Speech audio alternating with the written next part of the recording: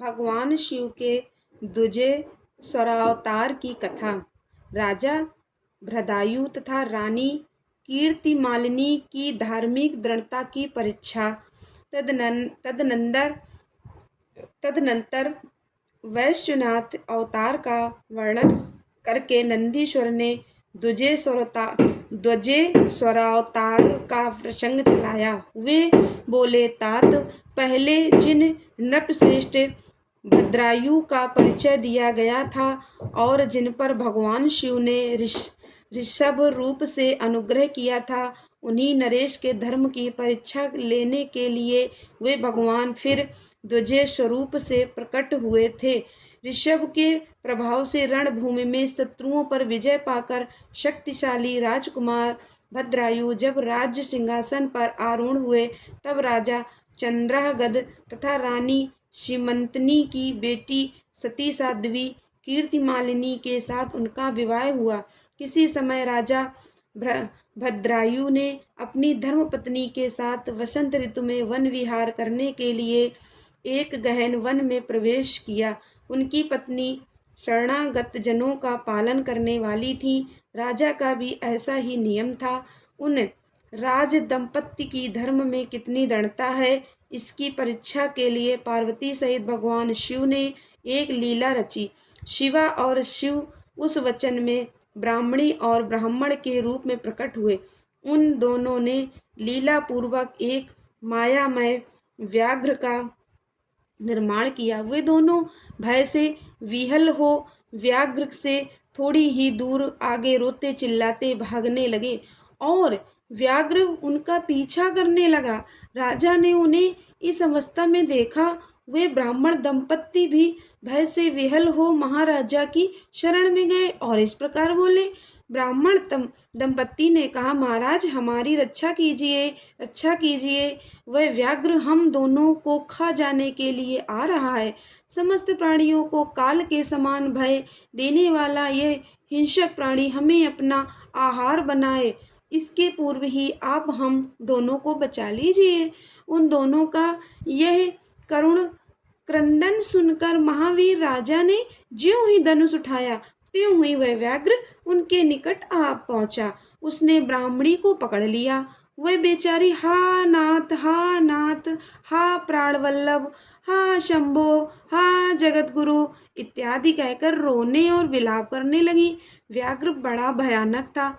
उसने ज्यों ही ब्राह्मणी को अपना ग्रास बनाने की चेष्टा की, त्यों ही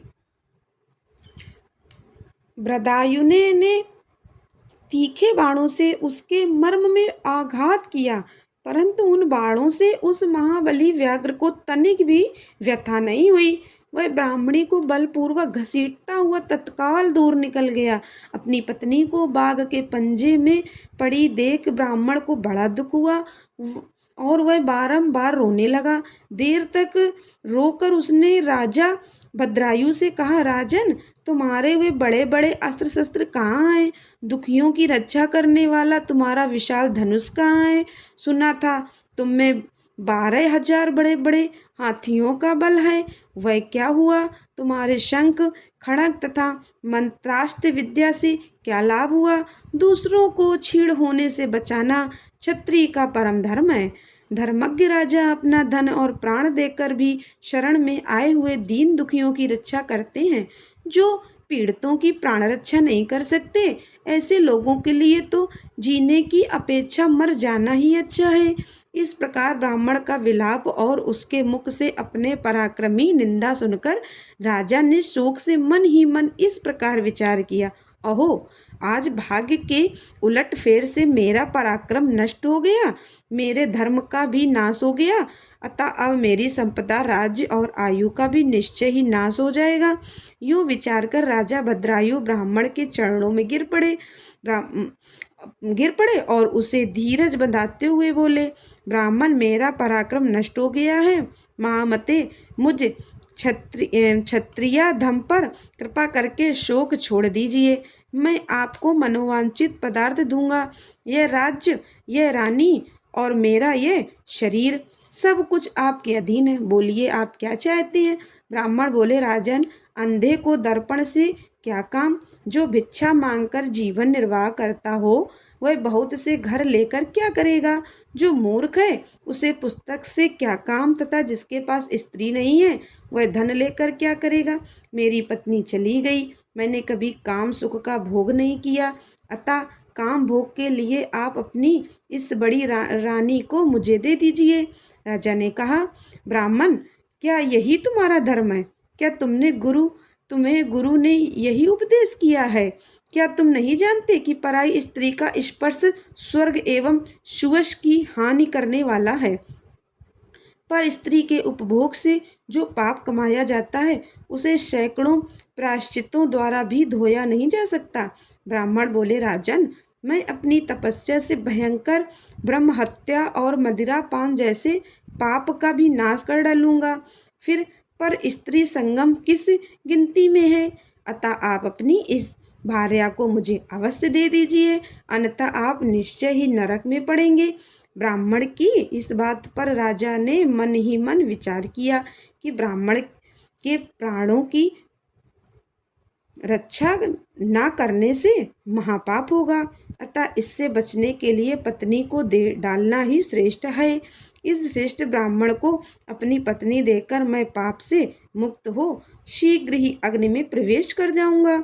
मन ही मन ऐसा निश्चय करके राजा ने आग जलाई और ब्राह्मण को बुलाकर उसे अपनी पत्नी को दे दिया।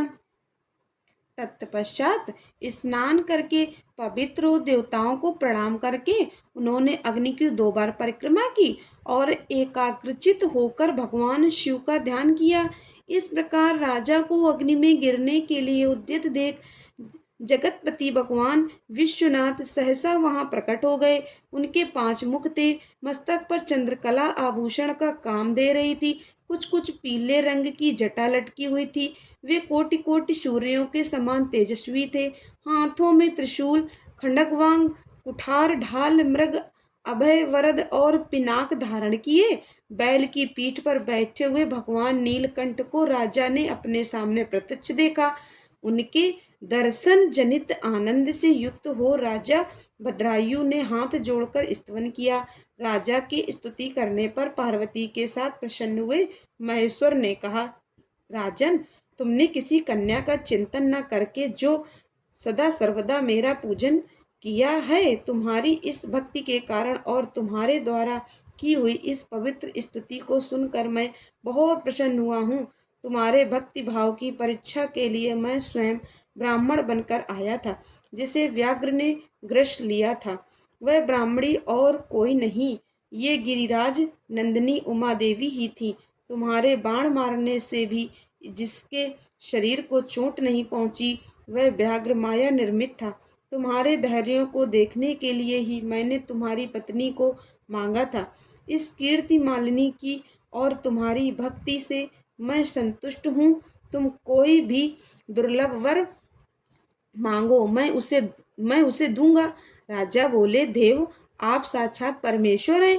आपने सांसारिक ताप से घिरे हुए मुझ अधम को जो प्रत्यक्ष दर्शन दिया है, यही मेरे लिए महान वर है। देव, आप वरदाताओं में श्रेष्ठ हैं। आपसे मैं दूसरा कोई वर नहीं मांगता। मेरी यही इच्छा है कि मैं, मेरी रानी, मेरे माता पिता, पद्याकर वैश्य और उसके पुत्र सुनय, इन सबको आप अपना पार्श्ववर्ती सेवक बना लीजिए।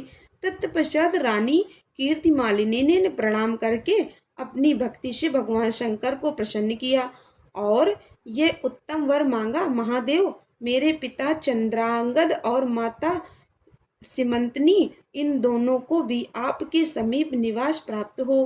भक्त वत्सल भगवान गौरीपति ने प्रसन्न होकर एवमस्तु कहा और उन दोनों पति पत्नी को इच्छानुसार वर देकर वे क्षण भर में अंतर्धान हो गए।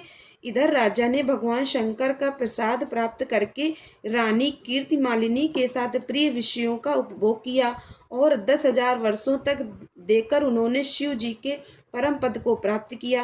राजा और रानी दोनों ही भक्ति पूर्वक महादेव जी की पूजा करके भगवान शिव के धाम को प्राप्त हुए।